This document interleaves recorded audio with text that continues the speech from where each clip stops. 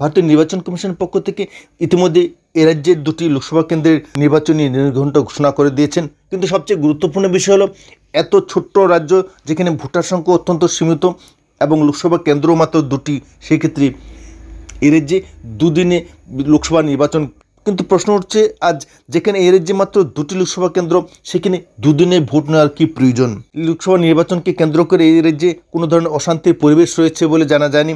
সে সঙ্গে এই রাজ্যের ভোট রাজনীতির পরিবেশ পরিস্থিতি পর্যালোচনা করলে একটা বিষয় স্পষ্ট যে সারা রাজ্যে আজ মোদি হাওয়া বইছে। এ রাজ্যে বিজেপি দলের তরফ থেকে যেভাবে মাঠ ময়দান দখল করে রাখা হয়েছে রাজনৈতিক কর্মসূচির মাধ্যমে, বিরোধী দলগুলি কিন্তু আজ সেক্ষেত্রে সম্পূর্ণভাবে ব্যর্থ। ইতিমধ্যেই কংগ্রেস এবং সিপিএম যৌথভাবে লড়াই করলেও কতখানি লড়াই করতে পারবে বিজেপি দলের প্রার্থীদের বিরুদ্ধে তা নিয়েও চিন্তার কারণ রয়েছে। এই পরিস্থিতিতে নির্বাচন কমিশন কেন এর যে 2টি লোকসভা কেন্দ্রের নির্বাচন দুদিনে করতে গেলেন তা নিয়ে ইতিমধ্যেই ব্যাপক প্রশ্ন সৃষ্টি হয়েছে।